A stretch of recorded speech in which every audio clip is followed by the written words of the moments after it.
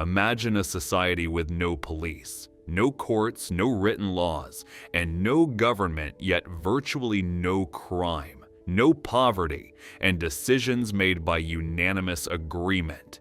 Sound impossible? Well, it wasn't just possible, it was the human default for 99% of our species' existence. Today we're diving deep into the most successful social experiment in human history, Paleolithic egalitarianism. And fair warning, what you're about to learn might make you question everything you think you know about human nature, leadership, and why we can't seem to get along anymore.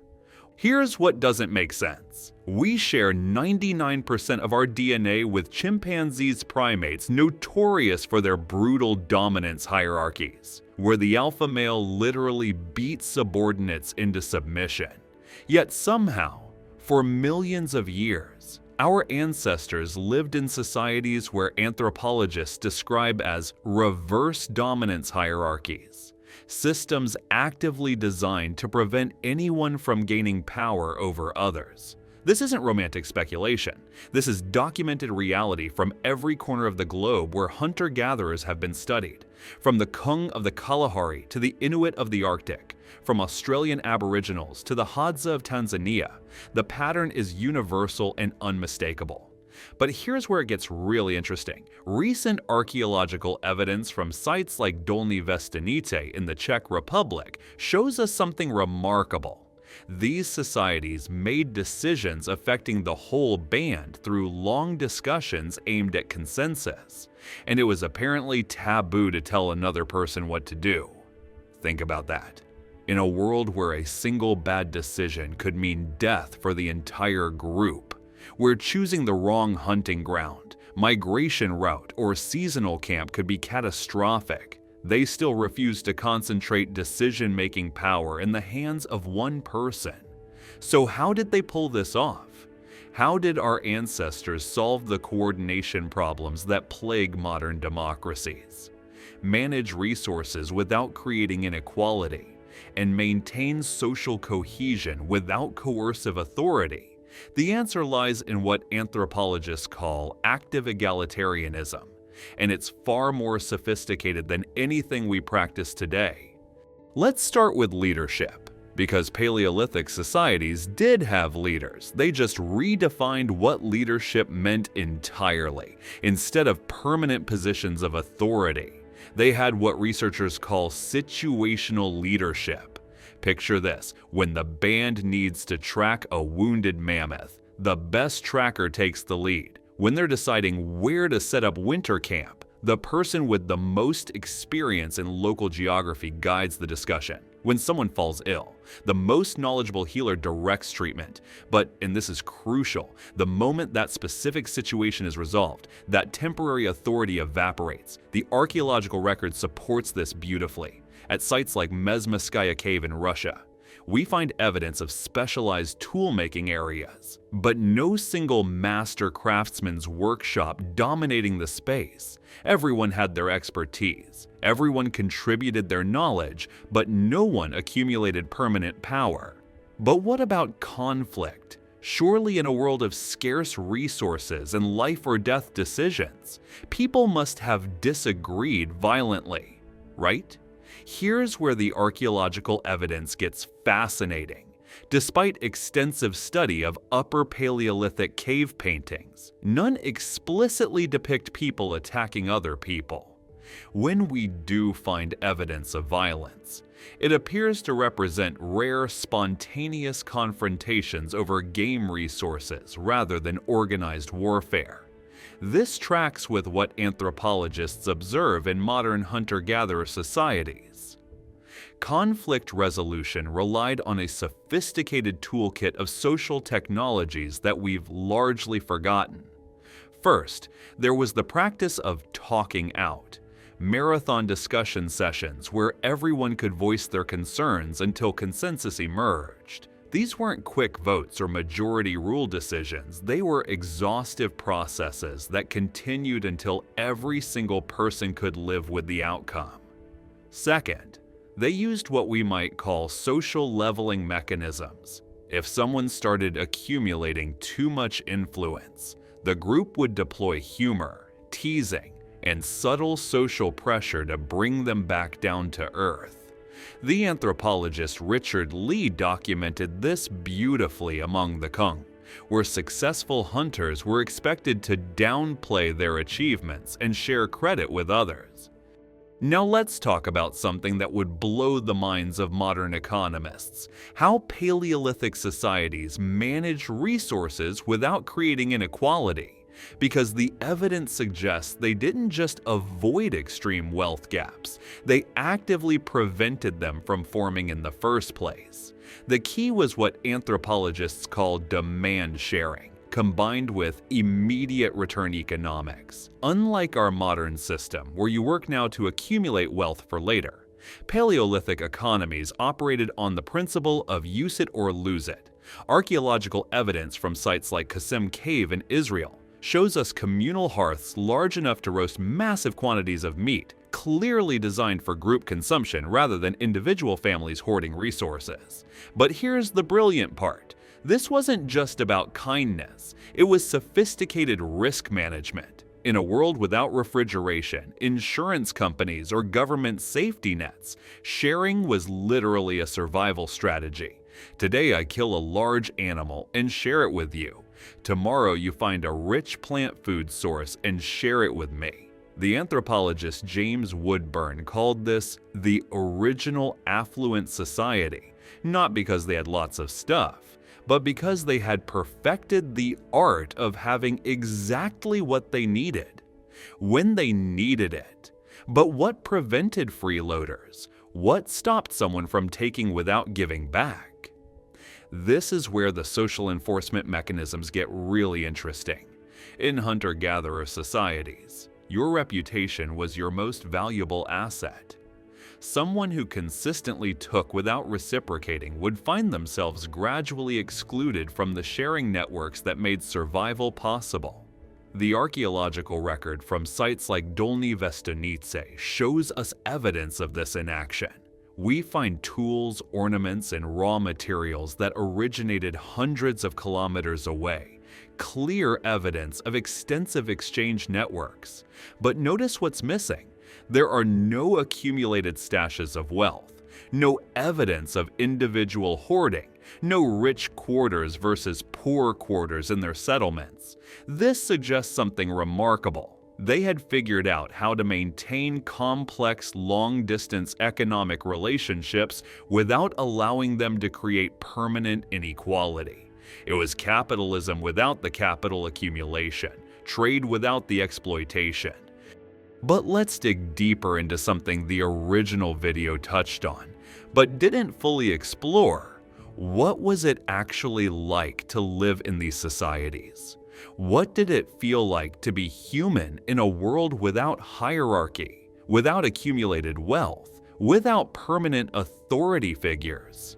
Recent research in evolutionary psychology suggests that Paleolithic humans experienced something we've largely lost, what researchers call psychological safety on a community-wide scale. In modern organizations, psychological safety means knowing you can speak up, make mistakes, and express disagreement without fear of punishment. Imagine that feeling extended to your entire society. The evidence for this comes from multiple sources. First, the art. Paleolithic cave paintings like those at Lascaux and Altamira are not just hunting scenes. They're abstract, experimental, deeply personal expressions. The people who created them felt safe enough to spend precious time and resources on pure creativity, on exploring the inner landscapes of their own minds. Second, the archaeology of play. Sites across Europe show evidence of games, musical instruments, and what can only be described as recreational activities. The famous bone flutes from Geisenklosterle Cave in Germany aren't just musical instruments. They're evidence of a society with enough leisure time and emotional security for people to pursue beauty for its own sake. But perhaps most tellingly, we have evidence of what didn't happen. In societies under extreme stress, we typically see evidence of scapegoating, internal violence, and social fragmentation. Yet, archaeological sites spanning hundreds of thousands of years show consistent patterns of care, cooperation, and mutual support even during the harshest environmental conditions. This suggests that Paleolithic humans had solved one of our most pressing modern problems: how to maintain meaning and purpose in the face of uncertainty, without the promise of future wealth, permanent status, or lasting monuments to their individual achievements. They found deep satisfaction in the daily work of keeping their communities alive and thriving. The anthropologist Marshall Solins argued that hunter-gatherers were the original affluent society, not because they had everything they wanted, but because they wanted everything they had.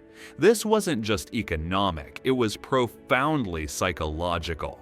They had achieved what modern self-help gurus spend fortunes trying to teach: contentment with the present moment.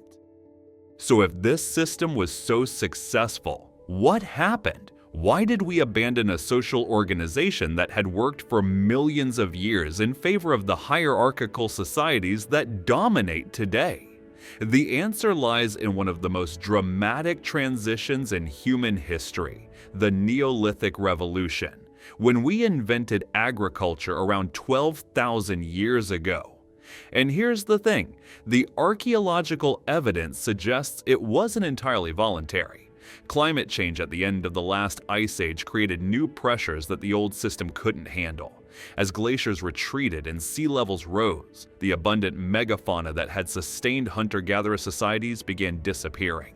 Populations were growing, territories were shrinking, and for the first time in human history, the mobile lifestyle that had enabled egalitarianism became unsustainable in many regions. Sites like Göbekli Tepe in Turkey show us what happened next: the emergence of monumental architecture requiring massive coordinated labor. But here's the crucial detail: these early monuments were built before agriculture, suggesting that hierarchy emerged first as a response to crisis, then enabled the agricultural revolution that followed. Recent research indicates that lethal group attacks emerged only when hunter-gatherer societies grew in size and complexity, and later with the birth of agriculture. The egalitarian toolkit that worked brilliantly for small mobile groups simply couldn't scale up to handle larger, more complex societies. But, and this is important, the breakdown wasn't immediate or universal. Archaeological evidence shows that many societies maintained egalitarian principles for thousands of years after adopting agriculture. The transition to hierarchy was gradual, uneven, and in many cases actively resisted. We can see this resistance in the archaeological record. Early agricultural settlements often show evidence of deliberate house leveling, literally tearing down structures that had grown too large or impressive. The famous site of Çatalhöyük in Turkey shows no evidence of elite residences or centralized authority despite supporting a population of thousands for over a millennium. This tells us something crucial. The emergence of hierarchy wasn't inevitable. It was a response to specific environmental and demographic pressures, not a natural evolution of human society. Which raises a fascinating question. What can we learn from our ancestors' success to address our own current crises? Here's where this gets really interesting for those of us living through what many call the greatest challenges in human history: climate change, inequality, political polarization, and social fragmentation. Because it turns out, our Paleolithic ancestors faced similar coordination problems, they just solved them differently. Consider modern corporate governance. We spend billions on management consultants, leadership development, and organizational psychology, trying to figure out how to make decisions effectively in complex environments. Yet our ancestors perfected distributed decision-making systems that worked flawlessly for thousands of generations. The key principles they used are starting to reappear in modern contexts. Open source software development operates on surprisingly similar principles to Paleolithic resource sharing. Contribute according to your ability, benefit according to your needs, and maintain your reputation through consistent participation rather than accumulated ownership. Modern consensus-building techniques used in organizations like the global Wikipedia community directly echo Paleolithic decision-making processes. Exhaustive discussion, situational leadership, and social leveling mechanisms that prevent any single person from dominating the process. But perhaps most importantly, Paleolithic societies solved the problem we're struggling with most: how to maintain cooperation in the face of scarcity and uncertainty. They did it through what anthropologists call radical interdependence, making everyone's individual survival so completely dependent on group success that free riding became literally impossible. This isn't about going back to hunting and gathering. That's neither possible nor desirable for a global population of 8 billion people. But it is about recognizing that some of our most modern problems, inequality, environmental destruction, political polarization, stem from abandoning social technologies that our ancestors had perfected. Recent experiments in participatory budgeting, restorative justice, and community-supported agriculture are essentially attempting to recreate at larger scales the coordination mechanisms that made Paleolithic egalitarianism possible. The results, while still early, are promising enough to suggest that we haven't entirely lost the capacity for the kind of cooperation our ancestors took for granted. So what does all this mean for us today, as we face challenges that require unprecedented global cooperation, climate change, pandemics, technological disruption? Perhaps it's time to look backward as well as forward for solutions. Our Paleolithic ancestors achieved something remarkable. They created societies that were simultaneously highly effective at survival and deeply satisfying to live in. They proved that humans are capable of organizing themselves without coercive hierarchy, managing resources without creating devastating inequality, and making collective decisions without sacrificing individual autonomy. The archaeological evidence is clear. For the vast majority of human existence, we lived in ways that modern people would consider utopian. No poverty, no homelessness, no unemployment, no political oppression, no environmental destruction. Not because life was easy, it was often brutally difficult, but because they had figured out how to face that difficulty together. This isn't about nostalgia or romantic primitivism. It's about recognizing that some of our most pressing problems aren't inevitable features of human nature. They're relatively recent innovations that we've somehow convinced ourselves are natural and unchangeable. The next time someone tells you that inequality is inevitable, that people are naturally selfish, that democracy can't work at scale, or that environmental destruction is just the price of progress, remember your Paleolithic ancestors. For millions of years, they proved that humans are capable of something far better. They lived without dominating. They survived without destroying. They didn't need governments because they had figured out how to govern themselves. And deep in our DNA, in the very structure of our social instincts and emotional responses, we still carry the blueprint they perfected. The question isn't whether we can create better societies. Our ancestors already showed us it's possible. The question is whether we have the wisdom to learn from them and the courage to try. Thanks for joining us on this journey into the deep past. If you want to explore more about how our ancestors lived and what their lives can teach us about our own, make sure to subscribe and hit that notification bell. Because the story of who we were is also the story of who we could become again. The fire our ancestors lit in those caves tens of thousands of years ago, it's still burning.